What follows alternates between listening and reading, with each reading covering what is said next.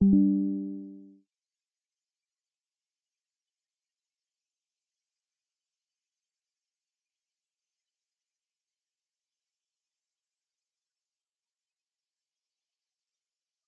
दोस्तों, स्वागत है आप सभी का आपके अपने परिवार पे। और आप पहुंच चुके हैं कंप्यूटर के संजीवनी बैच में और हम यहां पर कंप्यूटर पढ़ रहे हैं। 5 क्लासें आपकी हो चुकी हैं और ये 6th क्लास है आज आपकी। तो ठीक है, उम्मीद करता हूं मैं कि आपको सब चीज़ें समझ में आ रही होंगी, अच्छे से चीज़ें आपको आप लिख पा रहे होंगे और समझ पा रहे होंगे। ठीक है, एक बार बता दो ऑडियो वीडियो आप तक पहुंच रही है और अच्छे से पहुंच रही है। फिर स्टार्ट करते हैं क्लास को।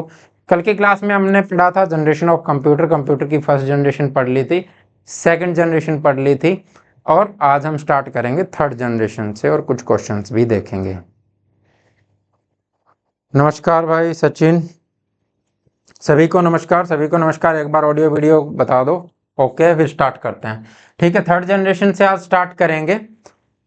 तो फर्स्ट और सेकंड जनरेशन की जो हमने बात की थी, थोड़ा सा रिवीजन कर लेते हैं। फर्स्ट जनरेशन में क्या हुआ, सेकंड जनरेशन में क्या हुआ। तो फर्स्ट जनरेशन में आपका वैक्यूम ट्यूब का यूज किया गया। भाषा के रूप में मशीन लैंग्वेज थी, यानी बाइनरी लैंग्वेज 0 और 1। और उसको जो आप मशीन लैंग्वेज कहते हो उसी को कंप्यूटर समझ पाता है। वही कंप्यूटर की पहली लैंग्वेज थी, विश्व की पहली लैंग्वेज कंप्यूटर के लिए भी वही थी। ठीक है, तो 0 1 को ही कंप्यूटर समझ पाता है। और फर्स्ट जनरेशन में हमने देखा था कि बहुत सारे कंप्यूटर जैसे एनियाक आया, एडशेक आया, एडवेक आया। ठीक है, और यूनिवर्सल ऑटोमेटिक कंप्यूटर आया। ठीक है, किसने बनाया वो सब चीज़ें हमने देख ली थी। और मैग्नेटिक ड्रम्स वहाँ पर यूज हुए थे मेमोरी के रूप में।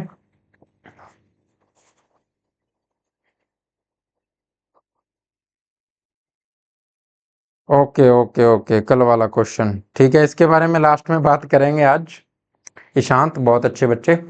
ठीक है, तो उसके बाद में सेकंड जनरेशन हमने देखी थी। सेकंड जनरेशन में आपकी टेक्नोलॉजी कौन सी यूज हुई, और आपको ये चीज़ें आपको ध्यान में रखनी है कि भाषा कौन सी थी आपकी, भाषा कौन सी थी और टेक्नोलॉजी कौन सी यूज हुई। असेंबली भाषा थी आपकी। ठीक है, और टेक्नोलॉजी में ट्रांजिस्टर्स आ गए थे बच्चे। ठीक है, ट्रांजिस्टर्स आ गए थे टेक्नोलॉजी में। तो अब बात करते हैं थर्ड जनरेशन की। आज स्टार्ट करेंगे हम थर्ड जनरेशन से। तो आप लिख लीजिए थर्ड जनरेशन ऑफ कंप्यूटर। इसको मैं कर देता हूँ सेट, 1 मिनट लगेगा बस। और आज पहले क्लास होने का रीजन ये है बच्चे कि आज थोड़ा सा अलर्ट है थंडरस्टॉर्म का। तो हो सकता है पावर कट हो, इसलिए मैंने सोचा 8 बजे का अलर्ट है वो, तो मैंने सोचा कि पहले ही क्लास ले लेते हैं। ठीक है, ताकि पावर कट वाले में हमें दिक्कत ना हो और हमारी क्लास पहले ही कंप्लीट हो जाए। चलो, ये क्या है, तो ये आपको साफ साफ दिख रहा है कि ये है आईसी। तो थर्ड जनरेशन की बात करेंगे तो यहाँ पर किस चीज़ का यूज होगा। क्लास अटक गई है, ये कैसे हो गया भाई।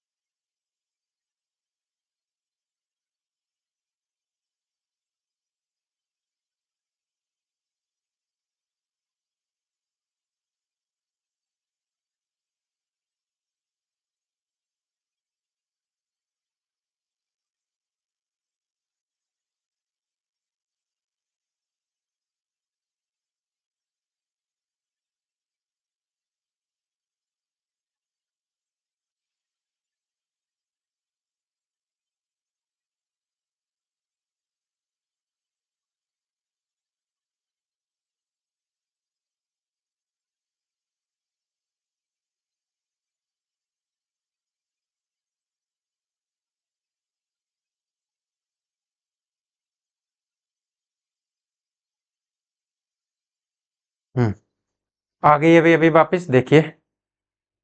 ठीक है,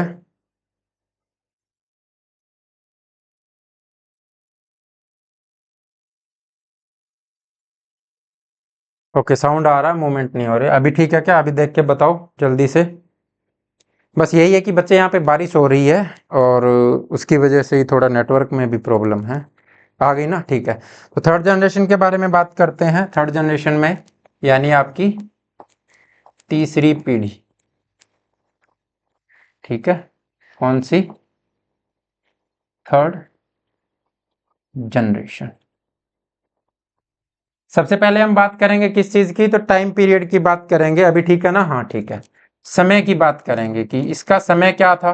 तो आपको पता है कि सेकंड जनरेशन का समय 64 तक था, तो यहां पर क्या होगा? 65, यानी 1965 से लेकर के 1974 तक इसका समय क्या था? 1965 से लेकर के 1974 तक, ठीक है। ओके, अभी ठीक है ना सब? ओके। उसके बाद में हम बात करते हैं टेक्नोलॉजी की, यानी तकनीक यहां पर क्या थी, ठीक है।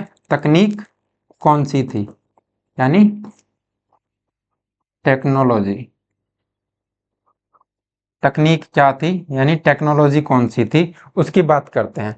अब टेक्नोलॉजी में आपको पहले पता है कि पहले हमने क्या यूज किया? सबसे पहले वैक्यूम ट्यूब यूज की, उसके बाद में ट्रांजिस्टर यूज किया। यहां पर ट्रांजिस्टर की जगह क्या आ गया? आईसी आ गई। क्या आ गया? आईसी आ गई। आईसी का मतलब क्या है? इंटीग्रेटेड इंटीग्रेटेड सर्किट, ठीक है। आईसी से मतलब क्या है? इंटीग्रेटेड सर्किट है, ठीक है। क्या मतलब है? Integrated circuit. यहां आईसी जो है बच्चे, आईसी कितने टाइप की थी? आईसी इसमें कितने टाइप की थी? कलर ठीक है ना भैया? वाइट करूं? बता दो एक बार। क्या बोल रहे हैं? वो भी ठीक कर देंगे बच्चे, बीच में टाइम नहीं लग रहा, बस थोड़ा सा तुम टेंशन काहे ले रहे हो? धीरे धीरे सब चीजें ठीक हो जाएंगी। धीरे धीरे सब कुछ मिल रहा है ना, धीरे धीरे जॉब भी मिलेगी आपको, और धीरे धीरे ये चीजें भी, हमारे में भी इम्प्रूवमेंट आएगा ना, ठीक है। हम जो खुद की मेहनत है वो कर रहे हैं, लेकिन उसको जो कह रहे हैं वो आ नहीं रहा है, तो उसमें क्या कर सकते हैं? जब वो आता है तो हम रूम पे नहीं होते हैं, ठीक है। एक तो था आपका एसएसआई और दूसरा कौन सा था? एमएसआई, ठीक है। एसएसआई क्या था? ये क्या था आपका? Small scale integration.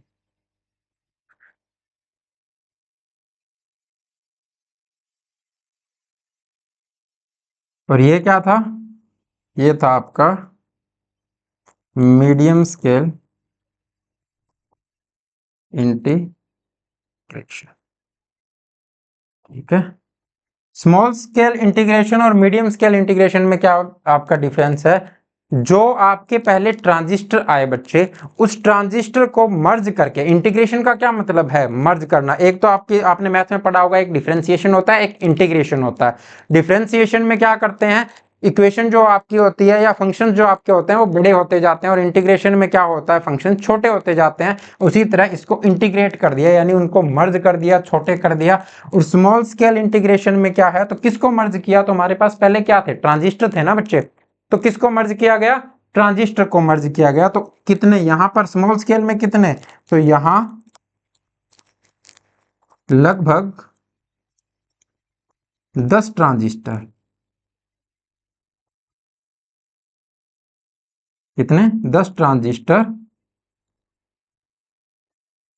को यूज किया गया था, यानी स्मॉल स्केल इंटीग्रेशन में 10 ट्रांजिस्टर को एक साथ मर्ज कर दिया गया था, ठीक है। ओके ठीक है, क्लास कंटिन्यू रखेंगे। क्लास वही चीज है कि क्लास आपकी मिस नहीं होनी चाहिए, बाकी चीजें होती रहेंगी धीरे धीरे साथ में। मीडियम स्केल इंटीग्रेशन में क्या था बच्चे? यहां सैकड़ों ट्रांजिस्टर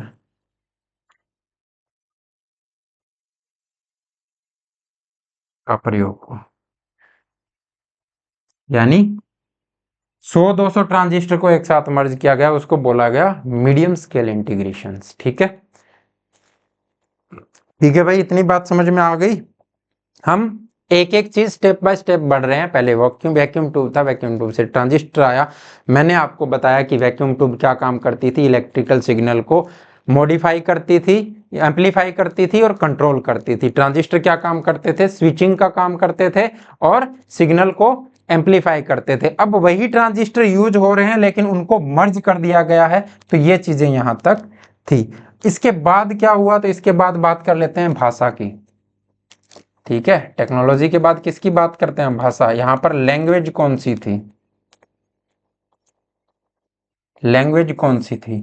तो अब तक जो हम दो भाषाएं यूज की हमने बच्चे, वो थी आपकी, एक तो थी मशीन लैंग्वेज और दूसरी कौन सी थी, असेंबली लैंग्वेज। दोनों को कहा जाता है लो लेवल लैंग्वेज। ठीक है, उनको क्या कहा गया है, लो लेवल लैंग्वेज, एल बोलते हैं। एल का क्या मतलब है, लो लेवल लैंग्वेज। ठीक है, ये आपको ध्यान रखना है। अब तक जो आपकी फर्स्ट और सेकंड जनरेशन में जो थी वो लो लेवल लैंग्वेज थी। यहां पर कौन सी लैंग्वेज आई, यहां पर हाई लेवल लैंग्वेज आ गई बच्चे। कौन सी आ गई, हाई लेवल लैंग्वेज। ठीक है, कौन सी लैंग्वेज आ गई, यहां पर हाई लेवल लैंग्वेज का यूज हुआ। और वो कौन कौन सी थी, तो उदाहरण में लिख लो आप यहां पर। बहुत अलग अलग और भी बहुत थी, लेकिन ये आपकी सबसे ज्यादा पूछी जाती है। तो पहली आपकी है पास्कल। पहली कौन सी है, पास्कल। दूसरी कौन सी है, फोर्ट्रॉन, फोर्ट्रॉन। तीसरी लैंग्वेज आपकी कोबाल थी और सी भी यहां पर थी बच्चे। ठीक है, कोबाल, सी और एक थी बेसिक। ये लैंग्वेज कौन सी जनरेशन की है, ये क्वेश्चन पूछ लेता है बच्चे कि ये लैंग्वेज कौन सी जनरेशन की है, आपसे पूछ लेगा ऑप्शन में दे करके। तो ये थर्ड जनरेशन की लैंग्वेज है। ठीक है, ये ध्यान में रखना है आपको। ओके भाई, ओके। आप भी ना मजाक करते हो, कभी आपको येलो पसंद आता है, कभी आपको व्हाइट पसंद आता है। डेली यही चलेगा ना। चलो मान लेते हैं आपकी बातें, ज्यादा तंग करोगे तो मानना बंद कर दूंगा मैं। ठीक है, तो ये आपका इंपॉर्टेंट पॉइंट है कि लैंग्वेज कौन सी थी। अब बात करते हैं कि वहां पर हमने बात करी, एक चीज वहां पर आपने देखी होगी कि जब असेंबली लैंग्वेज आ गई थी, ठीक है, सेकंड जनरेशन के अंदर असेंबली लैंग्वेज आ गई थी, तो कंप्यूटर उसको नहीं समझ पाता था। ठीक है, कंप्यूटर कौन सी लैंग्वेज समझ पाता था, मशीन लैंग्वेज। तो यहां पर भी तो और लैंग्वेज आ गई, तो इसको भी हम, कंप्यूटर इसको क्या समझ पाएगा, तो इसको नहीं समझ पाएगा। ठीक है, कंप्यूटर इस भाषा को कौन सी, हाई लेवल लैंग्वेज को नहीं समझता था। तो यह कौन सी भाषा समझता था, यह सिर्फ मशीन भाषा को समझता है भाई।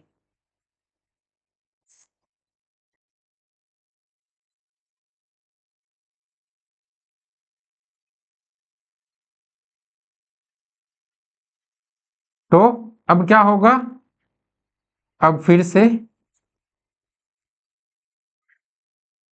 ट्रांसलेटर, किसकी जरूरत पड़ी, ट्रांसलेटर की जरूरत पड़ी। पड़ेगी या नहीं पड़ेगी, अब फिर से ट्रांसलेटर की जरूरत पड़ी। वहां पर हमने एक ट्रांसलेटर यूज किया था, कौन सा था, असेंबलर था। असेंबलर क्या करता था, असेंबली लैंग्वेज को मशीन लैंग्वेज में बदलता था। ओके बच्चे, ओके। चलो, यहां तक बात समझ में आई। तो अब बात करते हैं कि वो ट्रांसलेटर थे कौन से, अब नए ट्रांसलेटर बने, वो ट्रांसलेटर थे कौन से आपके। ठीक है, उनकी बात कर लेते हैं। तो पहला जो ट्रांसलेटर आया वो था कंपाइलर। ठीक है, कौन सा था, कंपाइलर। ठीक है, कंपाइलर क्या करता था बच्चे? कंपाइलर ट्रांसलेट करता था किसको? यह हाई लेवल लैंग्वेज के सोर्स कोड को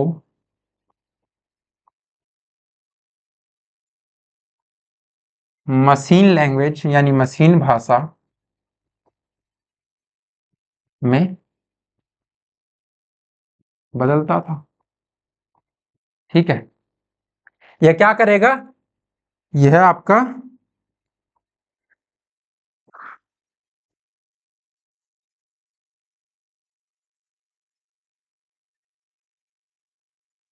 यहां पर होगी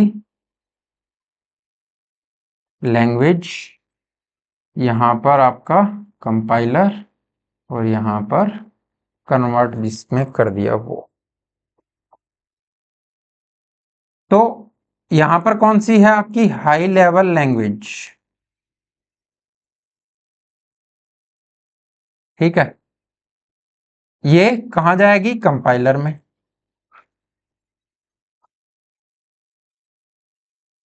कहां जाएगी? कंपाइलर में जाएगी।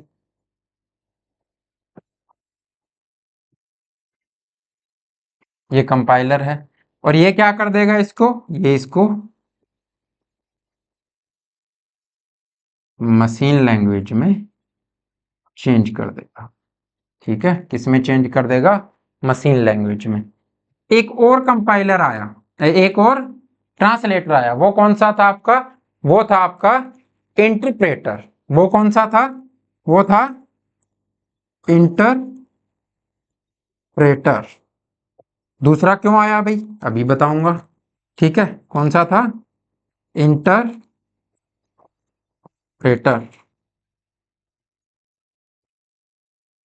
ये क्या करता था?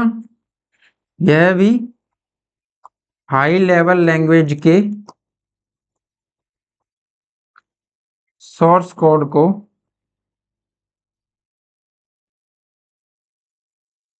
मशीन भाषा में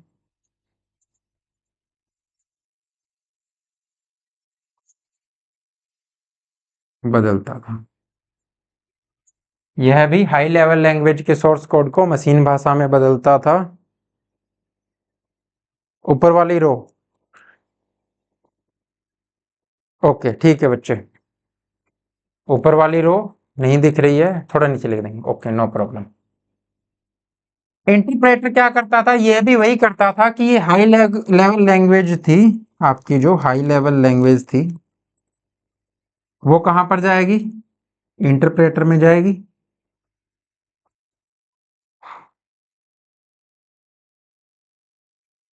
ठीक है, और किस में चेंज हो जाएगी? मशीन लैंग्वेज में।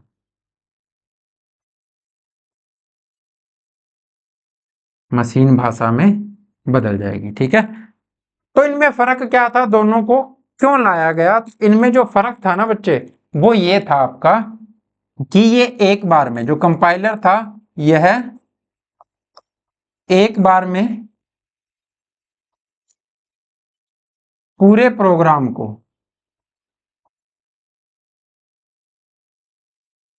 ट्रांसलेट कर सकता था।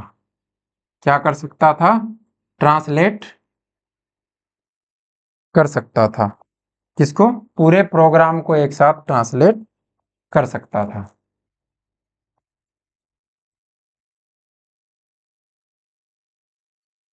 तो ये क्या करता था? यह एक बार में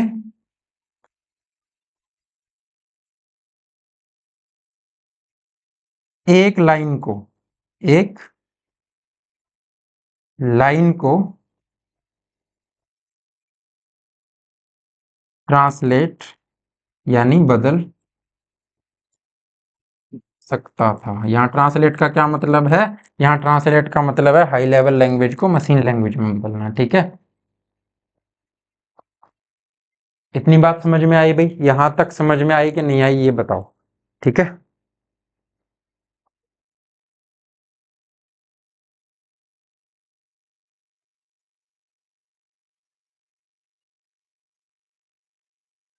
जय भीम भाई। चलो अब बात करते हैं आगे। तीन चीजें आपको ध्यान में रखनी है, इस पे क्वेश्चन बहुत बार पूछा गया है बच्चे।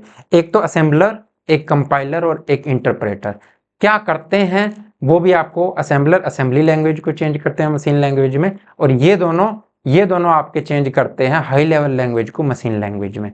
ठीक है, ये हाई लेवल लैंग्वेज को मशीन लैंग्वेज में चेंज करते हैं, तो इनमें अंतर पूछ लेगा कि कंपाइलर और इंटरप्रेटर में फिर अंतर क्या है। करते तो दोनों वही हैं। तो एक तो पूरे प्रोग्राम को एक बार में चेंज कर देता है, कौन सा, कंपाइलर, और एक लाइन को चेंज करता है, कौन सा, वो आपका इंटरप्रेटर। ठीक है, चलते हैं नेक्स्ट पेज पे। अब बात कर लेते हैं कि यहां पर कंप्यूटर कौन कौन से आए, उदाहरण लिख लो। फर्स्ट जनरेशन देखा, सेकंड जनरेशन के कंप्यूटर देखे कि वहां पर कौन कौन से कंप्यूटर आए। अब थर्ड जनरेशन में कंप्यूटर कौन से आए, तो एक तो आया PDP-08।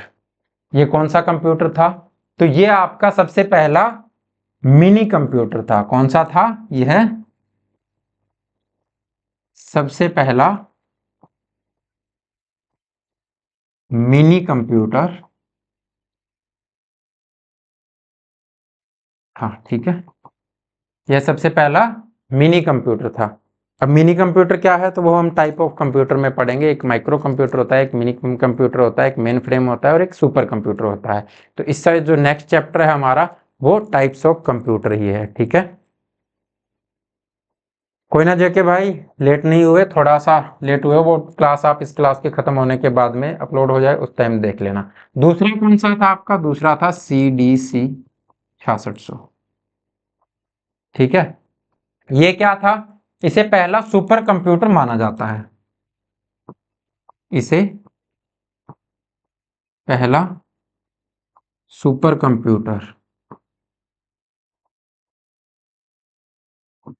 क्या, सुपर कंप्यूटर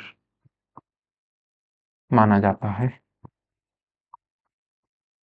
यहां भी जो कंफ्यूजन है उसको भी दूर कर देंगे, लेकिन वो करेंगे टाइप्स ऑफ कंप्यूटर में। जब मैं आपको सुपर कंप्यूटर पढ़ाऊंगा, वहां पर ये भी पढ़ाऊंगा कि सिमोर करे जो है वो सुपर कंप्यूटर के पिता, फादर ऑफ सुपर कंप्यूटर उनको कहा जाता है, और उन्होंने ही ये बनाया था। लेकिन ये जब उन्होंने बनाया था ना बच्चे, तो बीच में फिर वो कंपनी उन्होंने छोड़ दी। ठीक है, तो फिर जिस कंपनी ने ये पूरा बना लिया, उसने कहा कि हमारा सुपर कंप्यूटर है, और फिर एक अलग से उन्होंने बनाया क्रे नाम से। क्रे 1 जो कंप्यूटर आया था आपका, वो आपका सुपर कंप्यूटर माना जाता है पहला। तो आपके ऑप्शन के अंदर अगर CDC 6600 है तो वो लगाओगे, अगर ये नहीं है तो दूसरा क्रे 1 होता है, वो लगाओगे। ठीक है,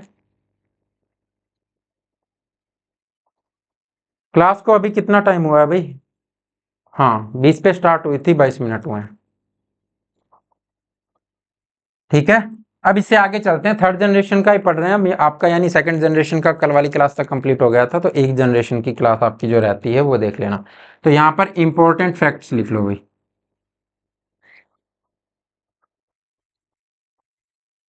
यानी मुख्य बिंदु, मुख्य बातें, हिंदी वाले लिख लेना भाई। ठीक है, यहां से क्या हुआ बच्चे, यहां से ही शुरू हुआ। अब तक जो कंप्यूटर बन रहे थे वो किसी एक काम के लिए बन रहे थे, कहीं एक जगह पर इंस्टॉल हो रहे थे। यहां पर आपने देखा कि मिनी कंप्यूटर बन गया। अब ये मिनी कंप्यूटर क्या करता है, तो ये तो मल्टीटास्किंग कर देता है ना। तो यहां से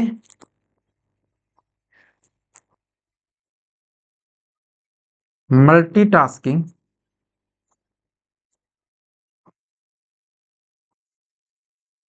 की शुरुआत हुई। क्या हुआ, यहां से मल्टीटास्किंग की शुरुआत हुई। ठीक है, मल्टीटास्किंग का मतलब क्या है बच्चे, बहुत सारे काम को एक साथ करना, यानी बहुत सारे मत लिखो,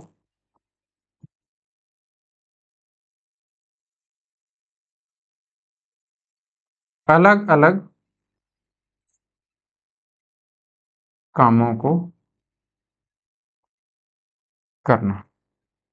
ठीक है, अभी रेलवे में क्या हुआ था कि मल्टीटास्किंग ट्रेनिंग स्टार्ट की गई थी। ठीक है, मोदी सरकार ने मल्टीटास्किंग ट्रेनिंग स्टार्ट कर दी कि जो आपके टेलीकॉम के एम्प्लॉय होंगे वो सिग्नल की ट्रेनिंग भी लेंगे, जो आपके ऑपरेटिंग के होंगे वो कमर्शियल की ट्रेनिंग भी लेंगे, तो सब एक दूसरे की जगह काम कर सके, सबको मल्टीटास्किंग की ट्रेनिंग दी गई। कहने का मतलब क्या है कि उनको अलग अलग काम करना सिखाया गया।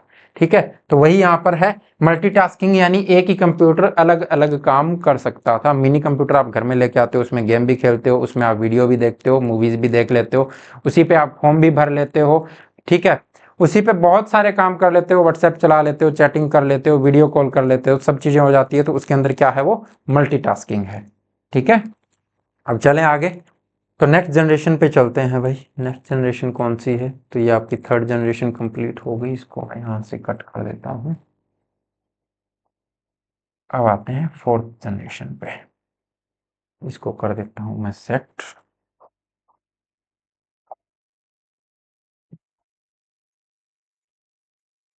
बातें समझ में आ रही है कि नहीं आ रही है भाई, किसी को कोई दिक्कत तो नहीं है?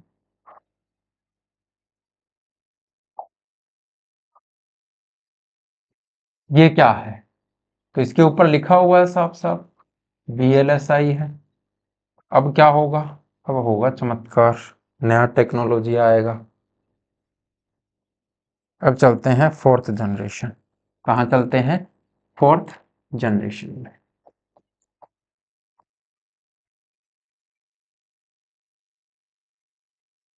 नीचे ही लिख देता हूँ हिंदी में, चौथी पीढ़ी, कंप्यूटर की चौथी पीढ़ी की बात कर लेते हैं। तो समय क्या था, तो पिछले वाले में क्या लिखा हमने, 1974 तक लिखा, तो यहां क्या स्टार्ट करेंगे, 1975 से 1989, 89। ठीक है, 1975 से 1989। ओके, रिवीजन से क्लियर हो जाएगा। ओके भाई, बहुत अच्छे से समझ में आ रहा है, बहुत बहुत धन्यवाद भाई आपका। रिवीजन जो है, ये मत सोचो कि सिर्फ आपको ही करनी है, मैं आपको हर लेवल पे रिवीजन करवाऊंगा, चैप्टर खत्म होने पे रिवीजन करवाऊंगा। ठीक है, उसके बाद में जब आपके 5 चैप्टर हो जाएंगे तो 5 चैप्टर की रिवीजन करवाऊंगा। उसके बाद में जब आप एग्जाम देने जाओगे तो पूरे कंप्यूटर की रिवीजन करवाऊंगा, यानी छोड़ने वाले नहीं है इसको। जब एग्जाम आपका नजदीक होगा तो एक ही दिन में हम पूरे कंप्यूटर की इस लेवल पे रिवीजन करेंगे कि आपको एक एक चीजें आपके दिमाग में सेट हो जाएंगी। ठीक है, चलो। तो यहां पर समय की बात हो गई, यहां पर अब टेक्नोलॉजी यानी तकनीक की बात कर लेते हैं। तकनीक कौन सी आई, टेक्नोलॉजी। तो तकनीक की बात करते हैं, तो यहां पर जो लिखा गया है ना बच्चे, वो आपकी इसकी तकनीक ही है। एक तो यहां पर यूज हुआ था LSI, एक हुआ था VLSI, और जो सबसे इंपॉर्टेंट यहां पर यूज हुआ वो हुआ था माइक्रो प्रोसेसर। माइक्रो प्रोसेसर, ठीक है, माइक्रो प्रोसेसर, माइक्रो प्रोसेसर। ठीक है, क्या यूज हुआ, माइक्रो प्रोसेसर किसने बनाया, आगे बात करेंगे। अब आप ये देखो कि LSI क्या होता है और VLSI क्या होता है। तो अभी हम पीछे पढ़ के आए थे कि SSI क्या होता है और MSI क्या होता है। आप शर्ट का साइज लेने जाते हो तो एक तो S जो होता है वो स्मॉल होता है, M जो होता है वो मीडियम होता है, L जो होता है लार्ज होता है, फिर एक्स्ट्रा लार्ज आ जाता है। तो वही चीजें यहाँ पे है। तो ये क्या था, लार्ज स्केल इंटीग्रेशन। यहां पर लार्ज स्केल इंटीग्रेशन हुआ, यानी बहुत सारे ट्रांजिस्टर एक ही चिप के अंदर, एक ही IC के अंदर सेट कर दिए गए। और ये क्या है, तो ये वेरी लार्ज इंटीग्रेशन हुआ है, वेरी लार्ज स्केल इंटीग्रेशन। आई बात समझ में। माइक्रो प्रोसेसर भी आपको आगे समझ में आएगा जब मैं बताऊंगा। यहां पर लैंग्वेज कौन सी यूज हुई, लैंग्वेज को मैं आगे लिखता हूं, थोड़ा सा बड़ा मामला है लैंग्वेज का इसमें। भाषा, लैंग्वेज, लैंग्वेज कौन सी यूज हुई, तो जो फोर्थ जनरेशन के अंदर लैंग्वेज आई वो आपकी थी बच्चे query language, query language.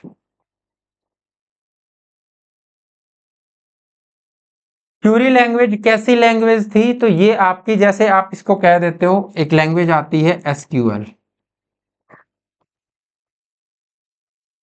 Structure Curie language, structure Curie language. इसको क्या ही लिखो, स्ट्रक्चर क्यूरी भाषा लिख दो, वो स्ट्रक्चर क्यूरी का तो वही रहेगा। ठीक है, तो आप इसको इंग्लिश में ही लिख लो, वही आपको अच्छे से समझ में आएगा। यह कैसी भाषा थी? यह डाटाबेस की भाषा थी। यह डाटाबेस की भाषा थी, की भाषा थी। ये कैसी भाषा थी? ये डाटाबेस की भाषा थी। डाटाबेस की भाषा से क्या मतलब है? तो फिर से वापस चलते हैं, ठीक है, वापस चलते हैं। क्वेरी का मतलब क्या है?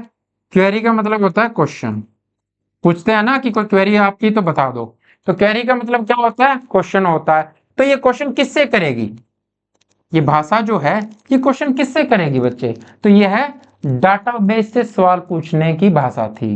यह का क्या काम करती थी? डाटाबेस से सवाल पूछने की भाषा।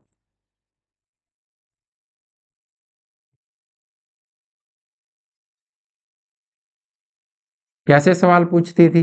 अब सवाल पूछने से ये थोड़ी ना है कि वो ये पूछती थी कि खाना खा लिया कि नहीं खा लिया। ठीक है, वो तो बाबू ही पूछता है खाना खा लिया बाबू, तो वो ये नहीं है। तो ये कैसे सवाल पूछती थी? तो ये सवाल आपसे ये डाटा लेगी कि डाटा को क्या करना है। आप इसको सवाल दोगे कोई भी कि डाटा को खोजो, यानी खोजना, तो ये क्या करेगी? सिलेक्ट करेगी। दूसरा, डाटा को डालना, यानी इंसर्ट करना, ये इंसर्ट करती थी। तीसरा, डाटा को बदलना,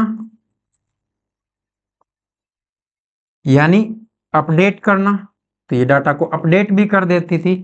और चौथा आपका क्या था? डाटा को मिटाना, यानी डिलीट। ये पूछती थी कि क्या करना है? खोजना है, सिलेक्ट करना है, सिलेक्ट, आप कमांड दोगे सिलेक्ट, ये सिलेक्ट कर लेगी। यानी ये पूछेगी कंप्यूटर से कि ये सिलेक्ट करना है कहां पर है। ठीक है, तो ये डाटाबेस जो था आपका, जो भी उसके अंदर डाटाबेस रहेगा उसका खोज करती थी। ठीक है, थैंक यू कुलदीप भाई, थैंक यू। आपकी वजह से ये जो कुछ हैं ग्रेट हैं, तो आपकी वजह से हैं। तो यहाँ तक बात समझ में आई, लैंग्वेज की कहानी क्लियर हुई कि नहीं हुई? इतना बता दो बस। अगर लैंग्वेज की कहानी क्लियर हो गई है तो आप लिख लो इसमें कौन कौन से कंप्यूटर आपके आए थे। तो इसके अंदर उदाहरण में आप ले सकते हो, एक तो आया था एप्पल 2, ठीक है, और एक यहां पर आया था क्रे 1, जो मैंने अभी पीछे बताया था कि क्रे 1 जो आपका किसने बनाया था? सिमोर क्रे ने बनाया था, फादर ऑफ सुपर कंप्यूटर उनको कहा जाता है। तो इसको जो कहा जाता है बच्चे, क्रे 1 को क्या कहा जाता है? इसको पहला सफल कंप्यूटर, पहला सफल सुपर कंप्यूटर माना जाता है। ठीक है, इसे पहला सफल सुपर कंप्यूटर माना जाता है। ठीक है, अब जो आदमी सुपर कंप्यूटर बना रहा था, और वो जो CDC 6600 आपका था जिसको वो बना रहा था, वो आदमी बीच में छोड़ के चला जाता है उस कंपनी को, तो क्या वो अच्छे से बन पाएगा? क्या वो जैसा बनना चाहिए था वैसा बन पाएगा? तो नहीं बन पाया।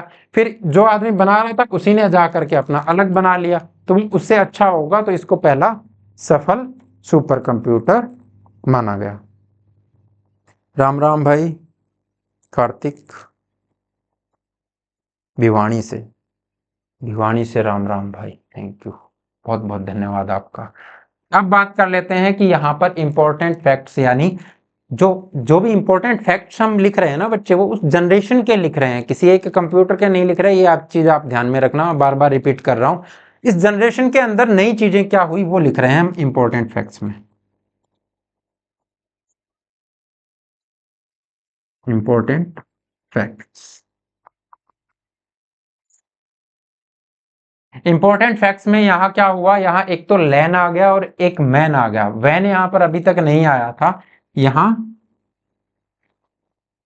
लैन और मैन का, इसका मैन का विकास हुआ। आविष्कार तो जो कुछ किसी को पता ही ना हो उसका होता है ना, तो यहाँ लैन और वैन का विकास हुआ। लैन से क्या मतलब है आपका, लोकल एरिया नेटवर्क। ठीक है, इसको छोटे में भी लिख सकते हो, कोई दिक्कत नहीं है, कहीं आप एग्जाम में ढूंढने लग जाओ कि ये तो सर ने बड़े में लिखा था। ठीक है, और मैन से क्या मतलब है, मैन से मतलब है आपका मेट्रोपॉलिटन पॉलिटियन एरिया नेटवर्क। दोनों का मतलब क्या है मेरे भाई, दोनों का मतलब लैन तो क्या है, किसी एक बिल्डिंग के अंदर अगर आप सभी डिवाइस को जोड़ देते हैं तो वो हो गया आपका लैन। ठीक है, जैसे रेलवे डीआरएम कंपाउंड है आपका, पूरा ऑफिस है, उसको जोड़ दिया हमने तो वो लैन हो गया आपका। ठीक है, मैन एक शहर में, एक मेट्रोपॉलिटन यानी एक बड़ा शहर है, उसके सभी ऑफिस को आप जोड़ देते हैं तो वहां तक मैन हो गया। और वैन क्या होता है, वाइड एरिया नेटवर्क, यानी जब आप इंटरनेट से सब चीजों को जोड़ देते हैं तो वहां पर वैन हो जाएगा। ठीक है मेरे भाई, ओके धीरेन्द्र भाई, बहुत अच्छे से समझ में आ रहा है तो बहुत अच्छी बात है। तो यहाँ पर अब और क्या हुआ बच्चे, तो और मैंने बताया जो शुरुआत में लिखा था, कहाँ लिखा था, यहीं पे लिखा था भाई, ये रहा, यहाँ लिखा था ना कि माइक्रो प्रोसेसर।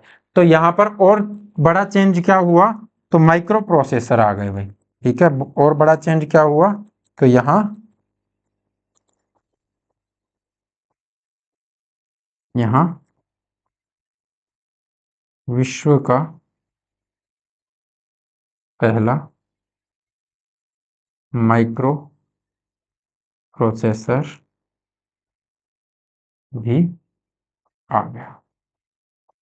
ठीक है, अब माइक्रो प्रोसेसर क्या करता है, अब बात कर लेते हैं इसकी, किसने बनाया इसको, कब बनाया। तो पहला माइक्रो प्रोसेसर कौन सा था, ये भी हम लिख लेंगे। तो पहला माइक्रो प्रोसेसर लिखो भाई, पहला माइक्रो प्रोसेसर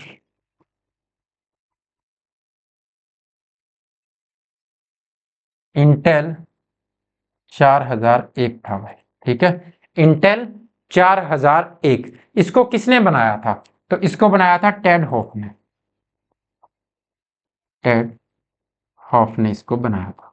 किसने बनाया था, टेड हॉफ ने इसको बनाया था। कब बनाया भाई, तो 1971 में, 1971 में। माइक्रो प्रोसेसर यूज बन तो गया था पहले ही, ये कब से जनरेशन कब से स्टार्ट हुई, 1975 से स्टार्ट हुई बच्चे, लेकिन माइक्रो प्रोसेसर बन कब गया था, 1971 में। लेकिन इसी जनरेशन में यूज हुआ, यानी बनकर के तो पहले तैयार हो गया होगा, लेकिन इसके अंदर यूज कैसे करें उस चीज का नहीं पता होगा। तो जनरेशन जब चेंज हुई, यानी 1975 आते आते चेंज इसके अंदर जब इसका यूज किया गया, तभी तो नई जनरेशन का नाम दिया गया, कौन सी, जनरेशन 4। ठीक है, अब ये क्या करता था, तो इसके अंदर जो है ना बच्चे, इसमें कितने ट्रांजिस्टर प्रयोग किए गए एक बार में, तो इस माइक्रो प्रोसेसर में 2300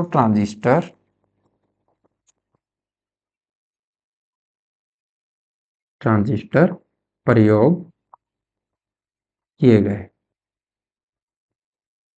ठीक है, इंटीग्रेशन करते हैं तो क्या करते हैं, ट्रांजिस्टर को हम इंटीग्रेट कर देते हैं, यानी उसके अंदर मर्ज कर देते हैं।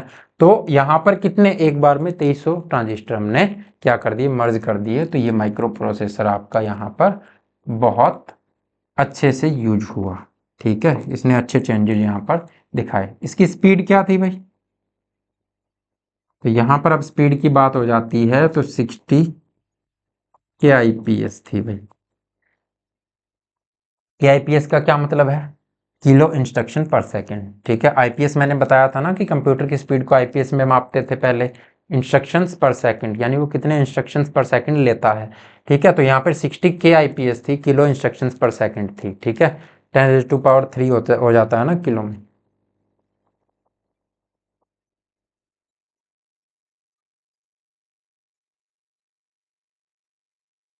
चलो अब फिफ्थ जनरेशन की तरफ चलते हैं। फिफ्थ जनरेशन में क्या था देखो भाई, एक तो आगे मत भागा करो तुम, सब चीजें दिखेंगी आपको। फिफ्थ जनरेशन पढ़ोगे सब पता चल जाएगा कि कौन सा कहाँ आया था।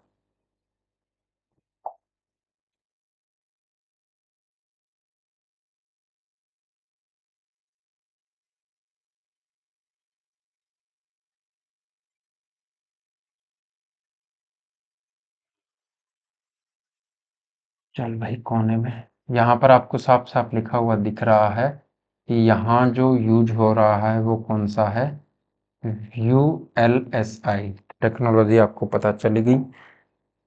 बात कर लेते हैं फिफ्थ जनरेशन,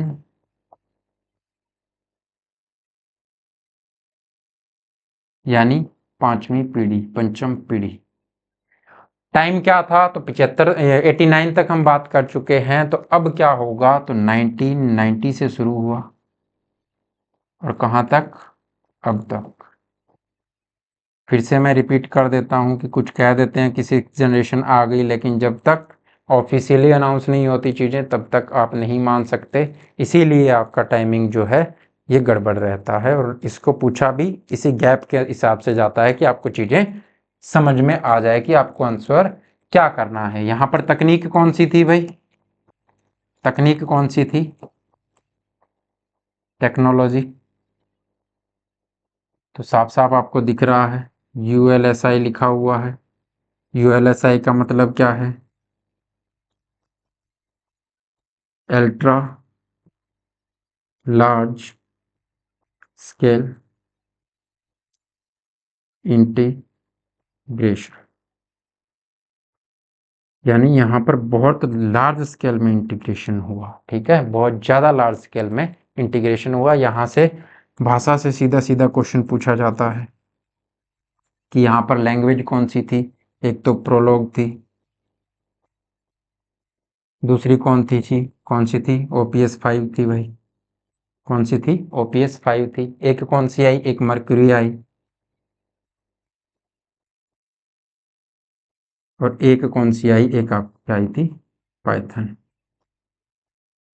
C++ भी यहाँ पर आप कह सकते हो। ठीक है, पाइथन आई थी। आ गई बात समझ में, यहां से सीधा सीधा यही क्वेश्चन पूछा जाता है। तो अब चलते हैं इसके इंपॉर्टेंट फैक्ट्स पे।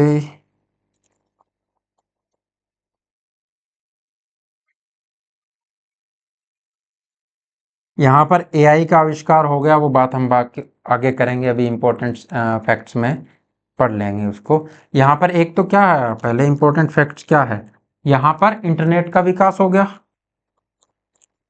यहाँ इंटरनेट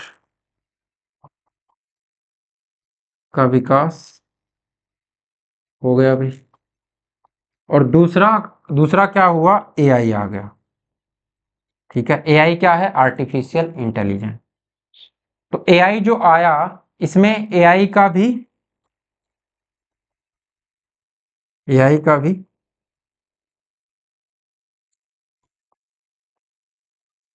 विकास हो गया। AI को किसने बनाया जल्दी से बता दो। ठीक है, AI का भी विकास हो गया। फादर ऑफ AI कौन है, AI को किसने बनाया, AI का पिता किसे कहा जाता है, तो AI का पिता जो कहा जाता है,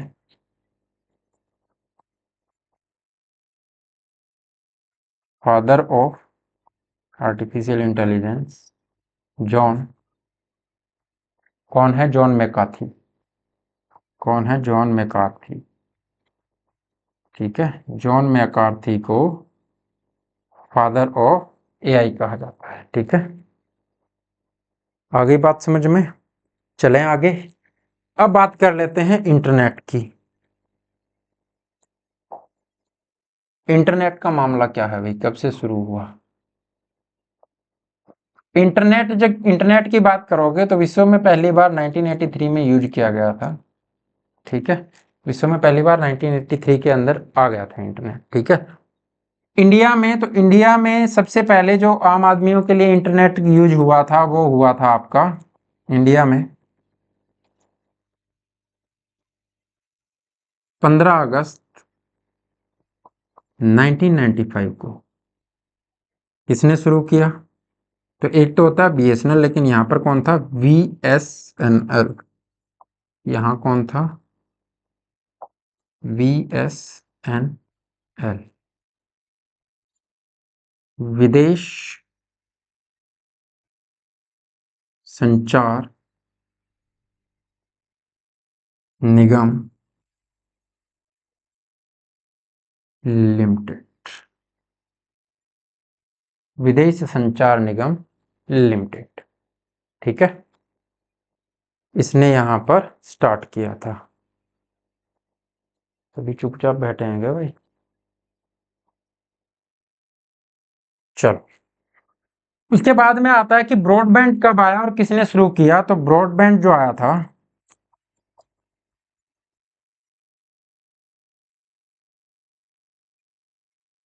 ब्रॉडबैंड ब्रॉडबैंड सबसे पहले स्टार्ट किया था BSNL ने।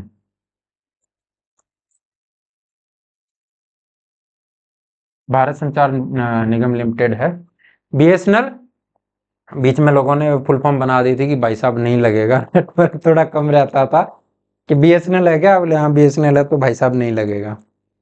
तो कब स्टार्ट किया था? सबसे पहले इन्होंने ही 2004 में ब्रॉडबैंड स्टार्ट किया था, ठीक है।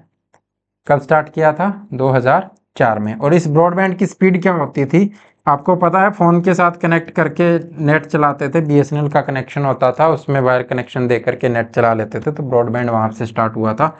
स्पीड थी इसकी 256 kbps, ठीक है। और उस टाइम पे बहुत मानी जाती थी है कि वो बहुत तेज नेट चल रहा है। और अब तो 5G आ गया है भाई। तो 2007 से 10 तक बच्चे, 2007 से 10 आते आते 2G 3G आ गया, ठीक है। 2G 3G आ गया। आगे बात कर लेते हैं 2012 में। तो 2012 में 4G पूछता नहीं है, लेकिन पूछने का कोई पता नहीं है, हम क्यों छोड़ें। एक एक लाइन की तो बात है, ठीक है। 3 मिनट में सारा कुछ हो जाएगा, ठीक है। 2012 में 4G, 2016 में रिलायंस जियो ने नेट सस्ता कर दिया भाई। और सस्ता क्या, फ्री कर दिया था। लेकिन पता अब चल रहा है, अब वो जो सारा फ्री वाला है ना, वो अब निकाल लिया जाएगा, ठीक है। तुम टेंशन मत लो। एक रूल होता है कि मार्केट में किसी एक का अगर वर्चस्व हो जाए ना, तो वो सबसे बड़ी प्रॉब्लम है। तो जियो ने क्या किया? जियो ने सबसे पहले यही किया कि अपना सारा सिस्टम उन्होंने फ्री दे के, कॉलिंग फ्री दिया, नेट फ्री दिया, सब जियो पे डिपेंड हो गए। बाकी सब कंपनियां डूब गई। अब वो जब डूब गई हैं, वो नहीं चल पा रही हैं ठीक से, तो अब क्या किया कि अब हम अपनी मर्जी से करेंगे। अब तो जो वो डूबी हुई कंपनियां हैं, वो क्या करेंगी? जियो जितना प्लान दे रही है उसी के हिसाब से वो चलेंगी, तो वो भी उसी हिसाब से चल रही हैं। अभी मार्केट में क्या बचा? हम मार्केट में एक एयरटेल बचा है, एक जियो बचा है, ठीक है। और एयरटेल भी धीरे धीरे डूब ही रहा है, तो सिर्फ जियो बचेगा, तो तब तो फिर मनमर्जी चलेगी। इस पे कानून नहीं बन रहा, बाकी सब चीजों पे कानून बन जाता है, ठीक है।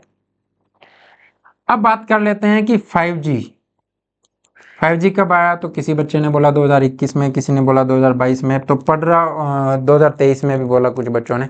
तो बच्चे आपने कहीं ना कहीं से पढ़ा होगा, और मैं ये नहीं कहता कि वो गलत है, लेकिन NCERT में कहीं नहीं लिखा हुआ, तारीख नहीं लिखी हुई। लेकिन मैंने जहां से पढ़ा है वहां पर तारीख लिखी हुई है। करंट अफेयर्स की बुक्स में जो आता है वहां पर तारीख लिखी हुई है।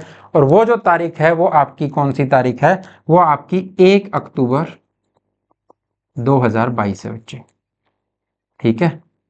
तो इस दिन क्या हुआ था? इस दिन आपका इंडिया मोबाइल कांग्रेस, ठीक है, इंडिया मोबाइल कांग्रेस हुई थी इस दिन। और उसमें ही अनाउंस किया गया था कि 1 अक्टूबर 2022 को 5G आ गया है, ठीक है। 5G अनाउंस किया गया था। तो ये थी हमारी कुछ बातें जो आपकी 3rd, 4th और 5th जनरेशन से थी। अब कुछ क्वेश्चंस हम देख लेते हैं, यहाँ तक ही रखेंगे हम, इससे ज़्यादा आपको कुछ भी पढ़ने की ज़रूरत नहीं है बच्चे। पहला क्वेश्चन आपको दिख रहा है, ये क्वेश्चन सिर्फ आपको ये बताने के लिए है कि इस तरह से यहाँ से क्वेश्चन आप बन सकते हैं, तो इस तरह से आप सोच के चलें। प्रीवियस ईयर क्वेश्चंस और एमसीक्यूज में और भी करवाऊंगा, ठीक है।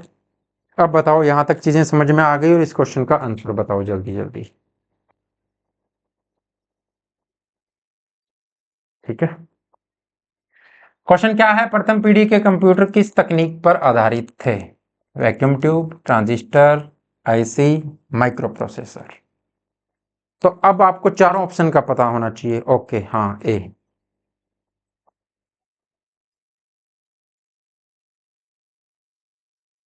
ठीक है। वैक्यूम ट्यूब जो है आपका बच्चे, वैक्यूम ट्यूब फर्स्ट जनरेशन में यूज हुआ। वैक्यूम ट्यूब का काम मैंने आपको बताया ही था, ठीक है, अभी रिपीट भी कर दिया। ट्रांजिस्टर सेकंड जनरेशन में यूज हुआ। आईसी थर्ड जनरेशन में यूज हुआ और माइक्रो प्रोसेसर फोर्थ में आया था, ठीक है। इसमें 2300 ट्रांजिस्टर को हमने मर्ज किया था, ठीक है। चलो ये बताओ, द्वितीय पीढ़ी के कंप्यूटर कब विकसित हुए? 1940 से 56 हुए थे, 1956 से 1963 हुए थे, 1964 से 1971 हुए थे, 1971 से वर्तमान। तो ये वाला ऑप्शन तो बिल्कुल भी किसी भी पीढ़ी के लिए नहीं है, ठीक है। तो यहाँ पर सेकंड जनरेशन के लिए लगाओगे तो क्या लगाओगे? तो सेकंड जनरेशन के लिए हम किसके साथ जाएंगे? इसके साथ। मैंने जानबूझकर ये क्वेश्चन जो मैंने लिखवाया है उसकी तरह से नहीं दिया है, ठीक है। इसके पीछे रीजन, मतलब ये जो ऑप्शन दिए हैं ये फर्स्ट जनरेशन का ऑप्शन आपका होगा। क्यों नहीं दिया उसी तरह से ये सेकंड जनरेशन, थर्ड जनरेशन का होगा? क्यों नहीं दिया? क्योंकि हर जगह अलग अलग होता है। मैंने लिखवाया है तो आपको ऑप्शन ऐसे भी मिल सकते हैं, ये सेकंड जनरेशन तो ये थर्ड जनरेशन। इसको किसके हिसाब से ले लिया? इसको माइक्रो प्रोसेसर के हिसाब से ले लिया कि 1971 में माइक्रो प्रोसेसर बना तो वहीं से फोर्थ जनरेशन स्टार्ट हो गया, ठीक है। लेकिन यूज नहीं हुआ था तब तक कंप्यूटर में, तो यूज 75 में हुआ था, तो कई लोग वहां से फोर्थ जनरेशन को मानते हैं, ठीक है। आई बात समझ में? चलो चलते हैं नेक्स्ट क्वेश्चन पे। तो आपका माइंड वैसे सेट हो जाना चाहिए कि किस तरह से हमें आंसर करना। द्वितीय पीढ़ी के कंप्यूटर में कौन सी तकनीक का प्रयोग हुआ था? Vacuum tube, transistor, IC, micro processor. Option वही है। सेकंड पीढ़ी कौन सी थी? ट्रांजिस्टर वाली थी, ठीक है। कौन सी थी? ट्रांजिस्टर वाली थी।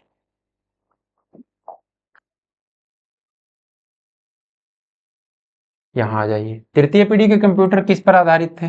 तीसरी पीढ़ी के कंप्यूटर किस पर आधारित थे भाई? आईसी पे, इंटीग्रेटेड सर्किट था, ठीक है। बहुत अच्छे बच्चे, बहुत अच्छे। अब आपको ये चीज बतानी है कि आपको सब ऑप्शन के बारे में पता है ना, कौन सी? कृत्रिम बुद्धिमत्ता, ये नया ऑप्शन है, इसके बारे में सोचो, इसके ऊपर क्वेश्चन भी आ जाएगा, ठीक है। ये लो, चतुर्थ पीढ़ी के कंप्यूटर किस पर आधारित थे? बताओ। चौथी पीढ़ी के कंप्यूटर, तो माइक्रो प्रोसेसर था वहां पर, ठीक है। क्या क्या था? एलएसआई था, और क्या था? वीएलएसआई था, वेरी लार्ज स्केल इंटीग्रेशन था, और माइक्रो प्रोसेसर था, ठीक है। चलो नेक्स्ट पर चलते हैं। पांचवी पीढ़ी के कंप्यूटर का उद्देश्य क्या था? बताओ, बताओ भाई।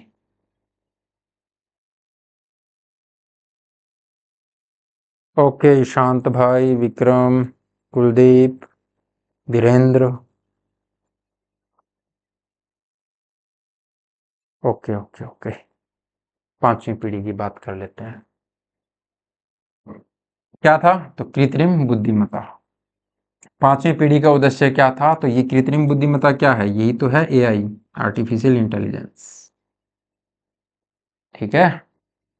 इलेक्ट्रोमैकेनिकल की बात करें, नैनो तकनीक की बात करें, वैक्यूम ट्यूब, तो वैक्यूम ट्यूब फर्स्ट की आ गई। नैनो तकनीक, तो नैनो तकनीक थर्ड में, सेकंड में जा करके यूज हुई, छोटी चीजें बनाई गई। इलेक्ट्रोमैकेनिकल तो उससे पहले थे, ठीक है।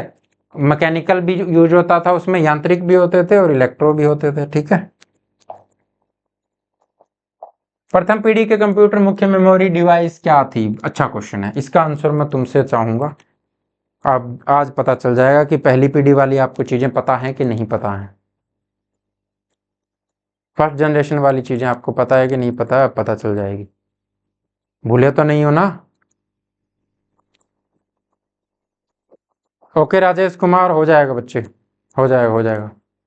ठीक है, आपको ये लग रहा होगा ऊपर क्वेश्चन में थोड़ा सा दिक्कत हो रहा होगा भाई। लो नीचे उतार देते हैं इसको,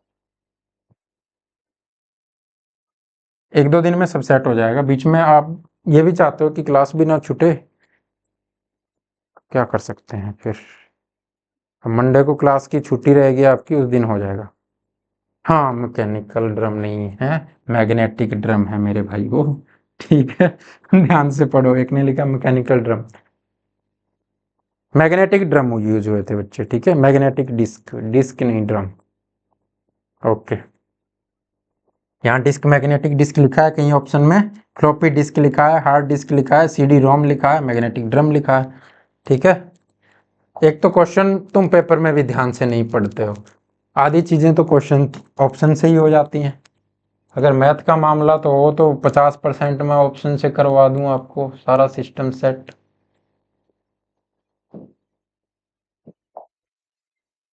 किसी पीढ़ी में ऑपरेटिंग सिस्टम का विकास हुआ था, किस पीढ़ी में हुआ था, जल्दी से बता दो। किस पीढ़ी में ऑपरेटिंग सिस्टम का विकास हुआ?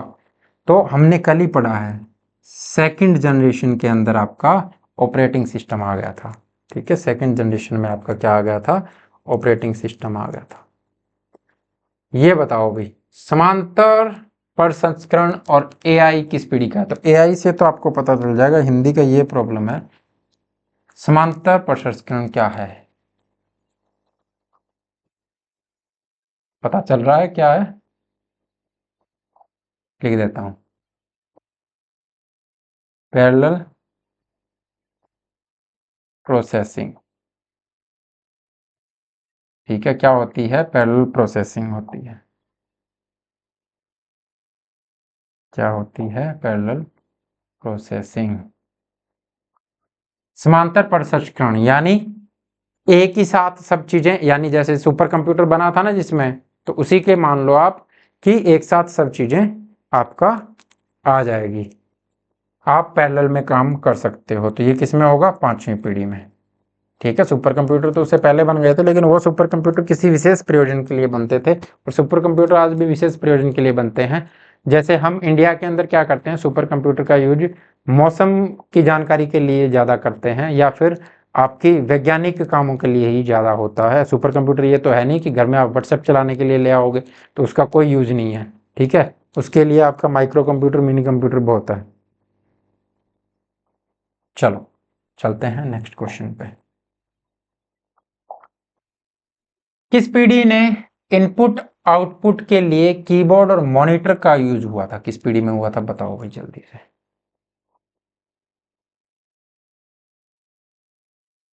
चलो, ये क्वेश्चन आपके एक कल के लिए छोड़ता हूं मैं, कि किस पीढ़ी में हुआ था ये आपको बताना है, कीबोर्ड और मॉनिटर का।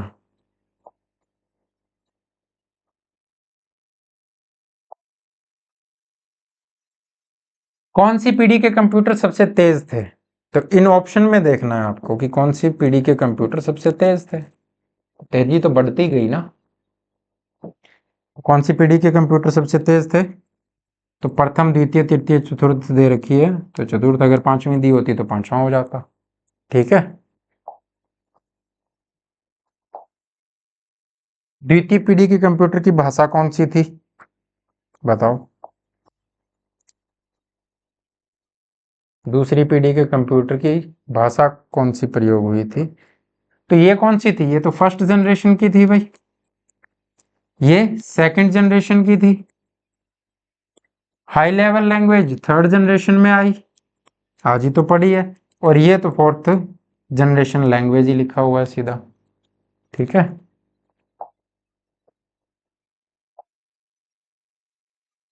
चलो, फोर्ट्रॉन और कोबाल जैसी उच्च स्तरीय भाषाएं कौन सी पीढ़ी में आई थी? आगे क्वेश्चन ही कट हो गया क्या?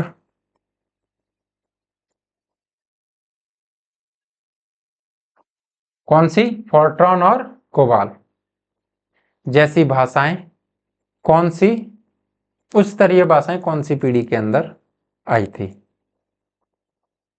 बताओ भाई, कौन सी पीढ़ी में आई थी?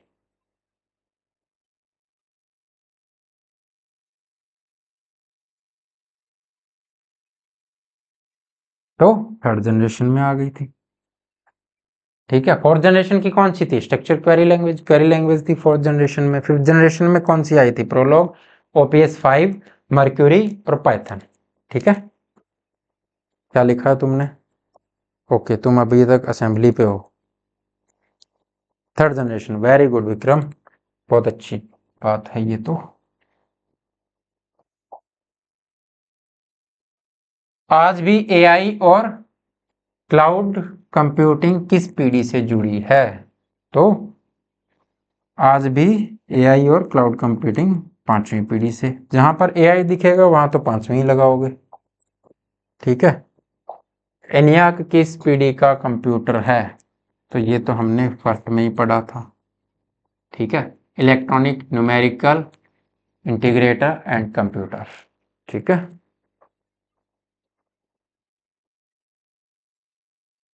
ओके ओके ओके ओके, कोई दिक्कत नहीं है बच्चे, मिस टाइप हो गया तो क्या हुआ, थोड़ा बहुत मजाक हम भी कर सकते हैं ना, क्या हो गया फिर। ठीक है, तो ये आपके कुछ क्वेश्चन थे बच्चे, क्लास कैसी लगी जरूर बता देना। उम्मीद करता हूँ चीजें आपको समझ में आ रही होंगी, तो जल्दी से कमेंट करके बता दो आज की क्लास कैसी रही, फिर इसको यहाँ पर समाप्त करते हैं। किसी को कोई प्रॉब्लम है तो लास्ट के 2 मिनट में बता दो। ठीक है,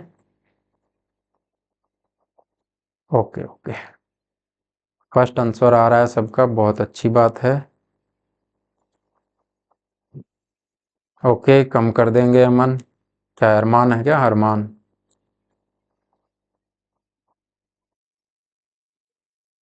कल क्या है? कल संडे है, कल तो क्लास होगी बच्चे, हमारा वीकली ऑफ मंडे को रहेगा। ठीक है, कल उसी 9 बजे क्लास होगी, अगर बलवंत सर क्लास लेंगे पहले तो ठीक 9 बजे ही उसी तरह क्लास होगी।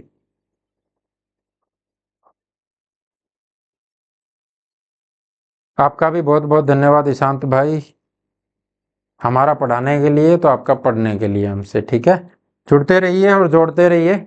अब ये तो बनता है इतना ही कि कोई आपसे पूछे कि कंप्यूटर कहाँ से पढ़ना चाहिए तो उसका जवाब क्या दोगे, वो तो फिर हमें बताने की जरूरत ही नहीं है। हाँ ठीक है बच्चे, निकाल देंगे यहाँ से सब, वो फिर मास्टर काला पीला दिखने लगेगा, लेकिन कोई दिक्कत नहीं है, मास्टर तो काला भी चलेगा। ओके, निकाल देंगे, निकाल देंगे वो। धीरेन्द्र भाई थैंक यू। चलो ठीक है, आज यहीं तक रखते हैं, कल फिर मिलेंगे। कल आपका चैप्टर स्टार्ट होगा नया, कौन सा करेंगे? टाइप्स ऑफ कंप्यूटर से स्टार्ट करेंगे। आपका बहुत बहुत धन्यवाद, शुक्रिया, आप अपना प्यार बनाए रखिए। जय हिंद, जय भारत।